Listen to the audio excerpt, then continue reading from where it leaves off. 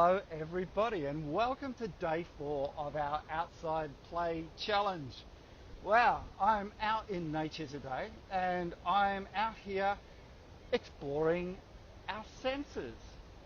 So this is a fun thing to do. It helps us develop pathways, get to know ourselves, get to know our body, become the observer and become curious just to play with our senses outside in nature.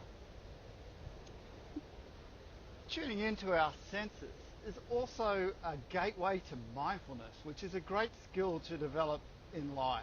And I often like to start these exercises by us tuning into ourselves through our breath.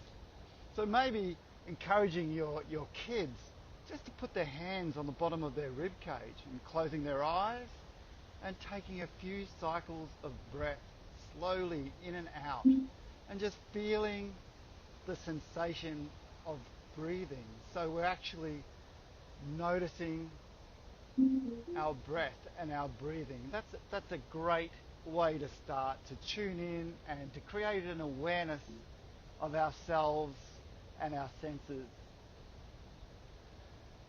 So being curious and being the scientist, I like to say, in nature, and exploring the world around us with all of our senses really opens us up and develops pathways, ideas, creativity, and a great sense of fun.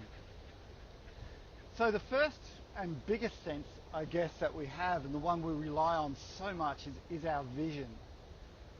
So as Beata has said, we have this field of vision that takes in so much information all of the time. We're actually, millions of bits of data are coming in when we're in that open field of vision and, exploring, playing with our peripheral vision is very interesting, like softening our eye focus and playing with different aspects of our vision. We have that broad vision, but we also have a narrow detail vision. So if I look around here and you can see behind me there's green. But how many different shades of green are there? Are all the leaves the same colour green? Are all the leaves the same colour? Are some leaves green on one side and a different colour on the other side? Explore. Encourage your kids to talk about it. Encourage them to say how many different things that they can see, or how many shades of green can they see, or how many different colour flowers can they see. So vision. So vision is such an overwhelming and such a strong sense that sometimes it can dilute the power of our other senses. So it's really fun to have a blindfold. There's a lot of different things we can do with a blindfold, but I want to explore the sense of hearing now and just tune in to what I can hear. And I can attune my sense of hearing by cutting off my sense of vision. So it's good to ask your kids to notice, how does it feel when your vision is blocked and you're relying on your hearing and your touch and the other senses that come into play. So tuning into the sense of hearing, how many different bird calls can I hear? I can't hear any right now. What other sounds can I hear? I can hear the wind in the leaves of the trees. I can hear the roar of the ocean. There's a bird. I can hear crickets. So getting your kids to notice how many different sounds they can hear. How many different bird sounds can they hear? How many different types of bird calls can they hear? It might be the same bird, but he might be calling in different ways. So getting this observation through not just our vision, but also through our hearing. So smell is another great sense, and we can also enhance our sense of smell by blindfolding perhaps. Many of you may have a veggie garden, or even if you don't, even in nature, plants with oils in them will always have a smell. So collecting different leaves, crushing them, and smelling them. Maybe setting your kids a task.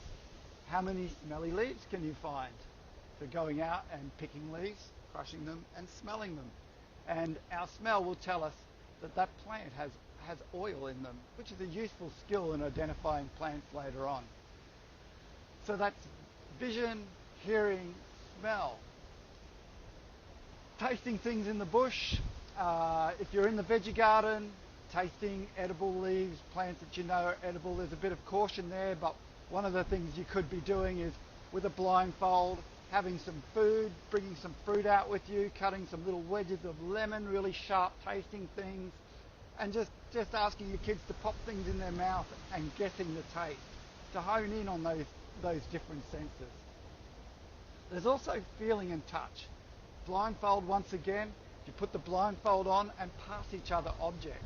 And with our sense of touch, maybe even our sense of smell as well, just exploring what those objects are and seeing if we can actually name them. And just noticing, you know, for instance, how does this Banksia seed pod feel? It feels lumpy and hairy and smooth.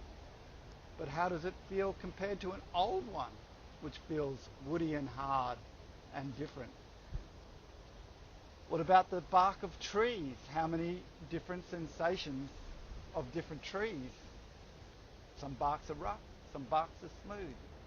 So just using our senses to explore nature is a great way of developing our powers of observation and using our words to describe what we're experiencing. It's just opens the door. So today I encourage you to go out with your kids and encourage them to explore their senses. How does the ground feel beneath your feet? How does the wind feel on your skin? Does it feel any different when we go inside a forest to what it does when we're in the sun? You know, just exploring and noticing our sensations. So enjoy your exploration in nature today. We have our senses with us wherever we go, so enjoy them, explore them.